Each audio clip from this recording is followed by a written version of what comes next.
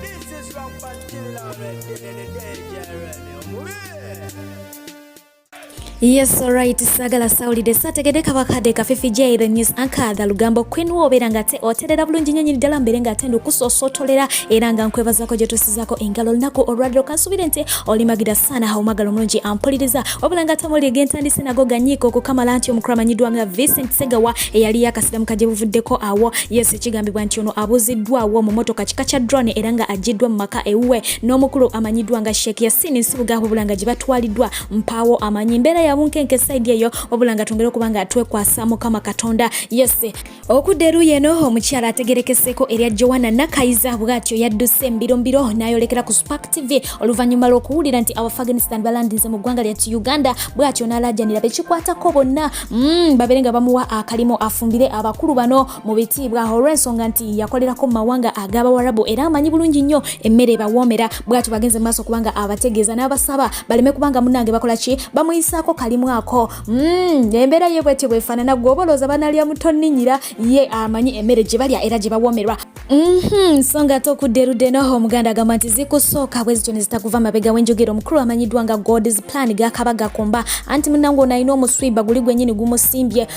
omuswiba gwanemba nagwo si mulala gwe gw'okuba nti munnange waliwo omuwala agenda maaso okubanga ate amukaliramu ng'agamba nti yamulisa maanyi gwe kyewandiisenga okubanga amukwasa mpaka oba nga amuswampasa mpaka omukyala agamba nti yamurepinga mu lulimi olwangungu era ng'ono yagenze dda maaso okubanga amugulako emisango ku poliisi Kabalagala wenjogera omukulu ono yakwatiddwako era nasibwako ennaku 2 era ng'ateereddwa olunaku olwaleero ku kakalu gwe gye wandiisenga bonda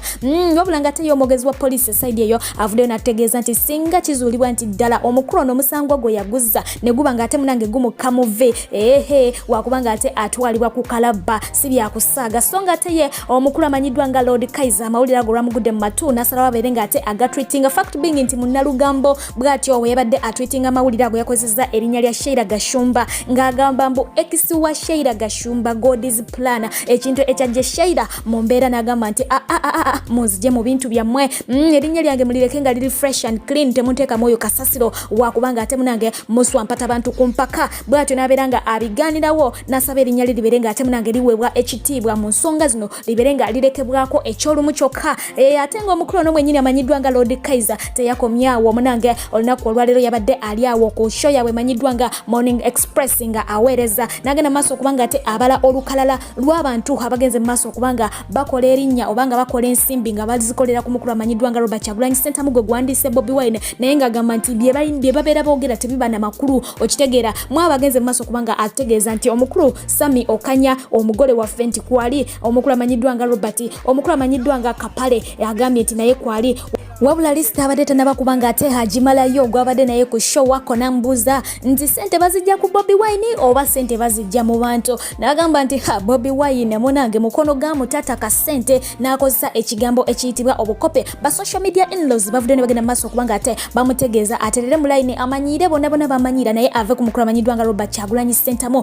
era nga munange bamututte sakete naye kamukweko katono nnyo ate oluvannyuma tubeere nga tweyongerayo Sam Okanya y'omu ku bantu abagenda okuliira ku Bobi Wine Sam Okanya Robert Kapale njogera abantu abatalina mulamwa naye nga bali kumpi ne trail eyo ne Kapale Bobi akwokya empapula nova mbunako Bobi Wine takwokyayo sente mukopi muzimu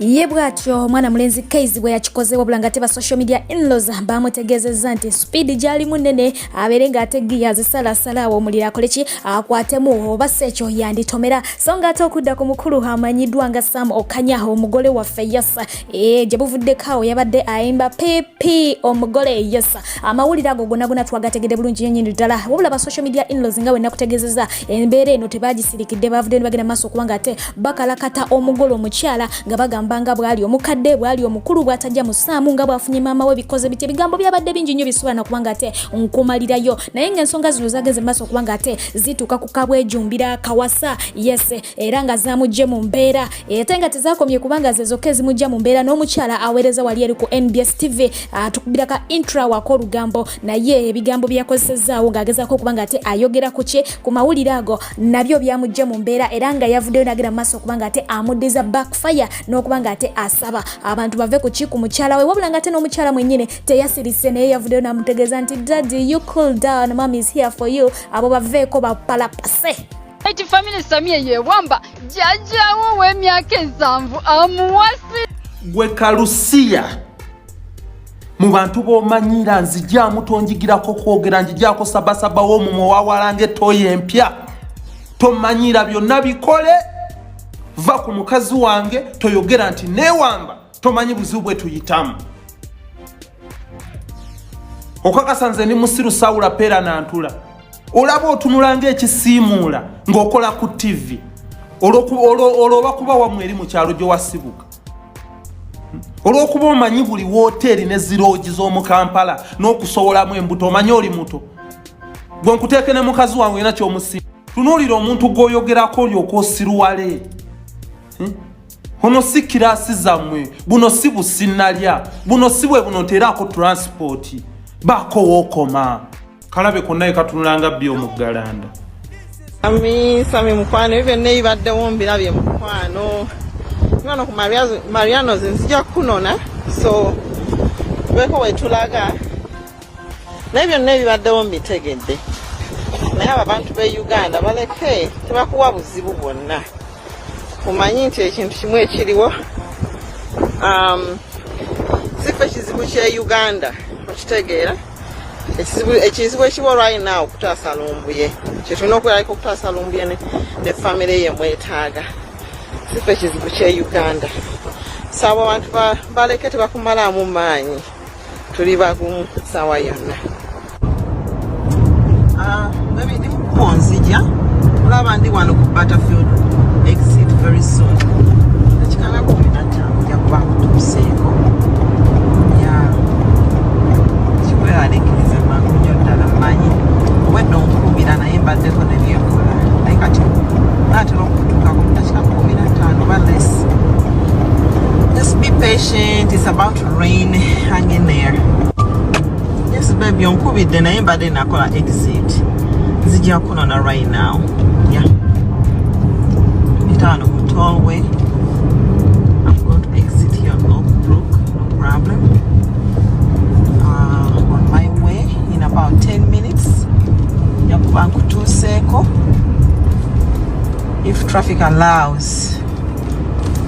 Yeah, be kind, I'm coming. To start traffic. Hey, eyo gye bayita lavinda eya songa ate okudda ku mugagga waffe amanyiddwa nga Lwasa ebyatandikanga ebyokusaaga naye nga wenjogeera omusiiba gugenda gugejja ku saidi ye oluvannyuma lw'akatambyako okutambula ate n'akalala ne keeyongerezako ate omukulu amanyiddwa nga Pastor Sempa Martin nga wena mukutuusizaako olunaku olw'eggulo nga avuddeyo okwogera ku nsonga ya Lwasa n'asaba ab'obuyinza babeere nga munnange bamukwasa omukono ogw'ekyuma olw'ensonga nti obusegwo bugenda buyitirira mu baana naddala abaana abatoototo abali ku social media ennaku zino abavubuseemu nti tebasaana kubanga ate balaba ebyo weewaawo ne bakulu banne tebasaana kubanga ate balaba obwerere bwe kakati newenjogera poliisi yasituse dda nebeera nga ate yeeyunga mu nsonga zino negamba nti egenda kubanga ekola okunoonyerezaho okw'amaanyi nnyinyi ddala singa bakizuula nti ddala Lwasa yali mu katambi kano wakutemeza amabega wa mitayimbwa yes bwe batyo bategeezezza nti ogwo musango gwa naggomola wabula tubadde tukyali awo ne zireeta mama Jona Masolo Queen yabadde akyasirise naye nga omanyi bannamawulire munnange banoonyeera bagenze mu maaso nebeera nga bamukukunulayo ajja abeere nga ate ayogera ku nsonga z'omukulu ono Lwasa naddala ensonga za jjolo bw'atyo yagenze mu maaso okubanga atutegeeza nti Sebukule wa baby we yenkana n'owa baby we amanyiddwa nga Jona ye lwaki simukuwamu eddakiika emu-bbiri n'omuwulirako ate oluvannyuma ne tweyongerayo mu maaso n'olugambo lwaffe nga Bad Black obadde okyakola emirimu gyaffe egiye egyakukwesa erinnya lya Masolo Queen n'ogwa ku basajja nga balwasa Lwasa muwamu ne extra aba talina kyankozeeko ne wanvuga ekiro kiramba era senga nkyali mu bbaala neetunda Lwasa nandimuwadde ne discount nandimugambye taata asatu go togasasula kubanga neetundanga $10 nandimugambye mpa $5 full night anzina ndi ku firimu ndaba Lwasa akasolo katono ko amazima go geetagisa naye Lwasa akasolo kete ne mutabani wange amusinga mutabani wo Jona agenda nayambala akapale ngali ku pulu n'olaba n'ogamba ye omwana wange tajja kunswaza ne Lwasa naye Lwasa Gamazima googerwe ajja kwekaza ajja kulya ebyennyanja ajja genda ne katoluwama batukuba amalusu naye ng'ekiri mu ddiiro zolomboka tekuumisa mwana wa munno abegaka wavaayo n'otuwa lisiti y'abasajja oyo taliimu Lwasa tubakompeyalinge n'abasajja be wali baddeko mu kikolwa nga bwe bati jakapemba muwulidde naye nga yo omusajja naye kwa jakapemba mugagga nate ayambala galimpitawa engule egenda waani nate tuyina bebe kulu ne bebe bebe naye yagenda nankwasa ku kadingidi mundeke mugenda kunkoloza tikyali ne bad black atunyonyola ensonga za Lwasa bebe kulu naye yagenda nankwasa kadingidi no bebe kulu mwetaaga kubanga we mwetaagira yalina okuntuusa wa General Salimu Sale yalina okuntuusa wa muzeeyi yalina okuntuusa mu bakungu ku kadingidi ka Lwasa nakabebe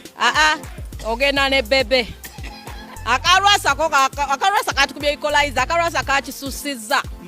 Lwasa yabyonoonye akabebe atirisiti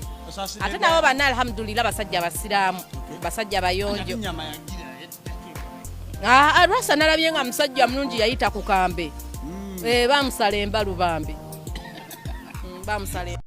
ono ye Sheikh Juma Katwanga omulombi w'edduwa omukugu mu kuvumula endwadde zino wammanga omuli amajini amalogo ebisiraani olina lutwe business tetambula onoonya mulimu mwami oba mukyala amakaago gayuuga n'ebirala bingi ebigwa mu ttuluba eryo amwetaaze musange ekitebi okulirana ne Shell oba mukubire ku nnamba y'essimu 07535575744 07535575744 ye Sheikh Juma Katwanga ekitebi. Mama Juna olwazze mu kamera teyayogedde ku nsonga za Lwasa zokka nedda mukwano yagenze mu maaso kubanga ate ayogera ku nsonga za kyaliwe wamaze ebbanga nga beekalakata yegwe yeekalizaako erya zombi amanyiddwa nga Rita Kagwa era ng'ensonga ezo tezabadde endala zabadde ensonga za nnyumba ebigambo bya Bad Black byabadde bwe biti. Zombi senga ennyumba eyo yiye mbadde ngenda kubeera bwenti zombi mugana wange nkwebaza okukola ennyo era weebale nnyo okupatikana n'ossaawo ennyumba eyo naye olw'ensonga ezitali emu bbiri ekisooka ennyumba eri Nigeria ekisooka ennyumba baagikubye mu sides ekyokusatu ennyumba terina entrance tetulina ku compound ennyumba eriko DSTV nkadde so eyo ennyumba si ya zombi ennyumba ya muzannyi wa firimu gwe bayita Solomoni olaike Solomoni azannya bi Nigeria eyo ennyumba yakagigula omwaka oguwedde eyo ennyumba zombi gye yabawadde nga bamaze okukolamu ka edit akatono n'omu Nigeria ennyumba si ya zombi nkusaba mwana wange tukole n'ekyala kyenjagala omanye nti impersonation musango gw'amaanyi nnyo kali mwana wange banaakusiba omumwa gunaakomawa nze bansiba muganda wange mmanyi obulumi bw'ekkomera lekerawo okweyita kyotali era mu Penal Act Code eya Uganda 381 ne 382 zombi oli musibe wajjo woddire Kampala nga nze muganda wo twin sister ngenda kugulako omusango weyise ebintu bingi nnyo byotali muganda wange bawo pulamba alongoosa toyi azijwa mama sente yazijjeewo ezo Omunanjeria nawe mukwana akyakugirira mwagama lobba mukwano sagala nti ndi kumpeoza TV mukwano lwaki omusajja akuvuga speed omusajja gwe wamuwasa tukimanyi yalina council flat e UK ne mugivaamu kati mugirentinga ennyumba etalina musingi zombi nga wenkumanyi wano ne bangoba mu nnyumba n'otatwetera ku bannange ennyumba nga bagimayiza zombi kale tomisleading gundi media zombi ennyumba si yiyo bweba yiyo nsaba laddu enkuba ezombi tozakuzinga nnyumba zombi mwasudde nnyo mukama nze yankola bulala I was once a landlord nayina ennyumba emunyonyo emunyonyo nti bansiba sente nali nabbanzibe naye nga ennyumba yali mannya gange we mugenda mu history wa court of appeal oba anti-corruption court mujasangayo properties nali nina nezgasagala kwennyunyula kuba na Uganda nabagamba inatandika okwesoma mujja kuwunga nze black asesoma akasusumuka laba nva ku pulu kuwuga Zombi, you are a Venelander, you are a veteran for UK, guma UK, malokula birira UK.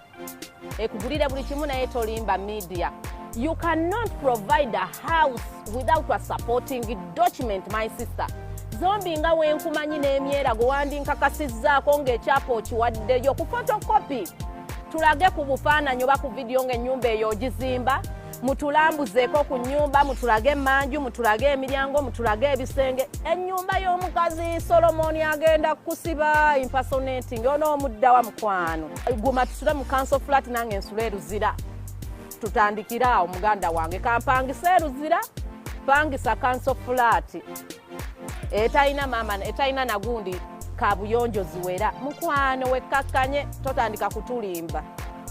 Being in Nigeria techikuwa right tulimba. If you bring on the title nenjiraba ngenda genda ku American kugundi ku Nigerian embassy, I need to confirm your property. Is it for your husband? You win yourself an enemy forever. Ate enemy very slow but she namateka katinga soma yo uneducated but very stupid. Yine nyumba kati mwe mwatu wadde ebifaananyi temwatu wadde fronto. Mwatu wadde ko side n'emmotoka awo emmotoka y'omukazi gye yakagula nga ne gyokyaliko gyovuga UK ekyali ku looni ogenda gisasula muguuni mu $2 ogimaleyo nga omayirita bano abaana bo Snapchat bagenze namuteeka ku pressure bakoni balina ennyumba alaba bano bamulangira Suuna bazimbye ate jjukira she's a mother tumulangira Suuna asobola omuzaala so kati alengera bana abaana kale katugeze nga spice balinawo ku mayumba abaana abato tebakuteeka ku pressure nze kampangise njira nkyapangise engeri ebiri gye babitwala naawe ogira okyagumya mukazi tolimba abantu omayirite ennaku zino yagala nnyo fem bambi yagala nnyo fem. How far, Madame Solomon? Trike. I did tell you that there is a girl called the Zombie. Zombie is impersonating your own house. Madam, wake up. By then, I'm going to message ku TikTok. I'm going to message ku TikTok and I'm following Zedda. Zombie, we wangulira bad black. Ay, zombies. Oyo ye Masolo Queen. Wabula nga tolunako olwaliro omukyalo oyo gw'okubako amaaso yazaalibwa. Yes. Kangende maaso atembere nga njagaliza abalungi abagalano okufifijja the news anka amazaalibwa era nga ntandikire ku mukulu amanyiddwa nga George nga agamba nti yasinza wali eri mu kibuga Tokyo ekya Japan olunaku olwaliro yazaalibwa. Wabula nga tamazaalibwa agagabana ne maama we nnyina amuzaala amanyiddwa nga Mrs. Lubega Getreda asangibwa e Kajjanse bwe batyo bagabana amazaalibwa era nga amwebaza nti yebale kumuzaala mu kaseera ke kamu baby girl amanyiddwa nga Amina oyo gw'olabako yasine yazaalibwa olunaku olw'eggulo wabula nga tomukyala amanyiddwa nga Nakandi Mire agamba nti amwagaliza amazaalibwa amalungi amuyagala ebitenkanika. Yes, so nga ate ye baby girl amanyiddwa nga Haruwat olunaku olwaliro awezezza emyaka 3 mami we yamanyiddwa nga Hadiwa Bobi mu bufunze awagira nnyo Bobi. Yes, era agamba nti amuyagala baby girl ebitenkanika. Yes, so nga ate omukyala amanyiddwa nga Juliet Nantale ya naye bamwagaliza amazaalibwa amalungi ate nga gamwagaliza si mulala ye mukwano gwe amuyagala ebitenkanika amanyiddwa nga Betty Nanziri agamba nti munange nyumirwa amazaalibwa ago owangaale kubanga akwagala nnyo nyini ddala. So nga ate yeho omukyala amanyiddwa nga Kawala Fiona agamba nti muwala we namugenyi Trina Jovita olunaku olwaliro awezezza emyaka 4 bwenti mwasobodde okuba nga ate nkuweereza olunaku olwaliro abazaalibwa olunaku olwaliro happy birthday balungi. Yes, mubeere bulungi mbagala nnyo mubeere bulungi mbagala nnyo mubeere bulungi mbagala nnyo nnyo.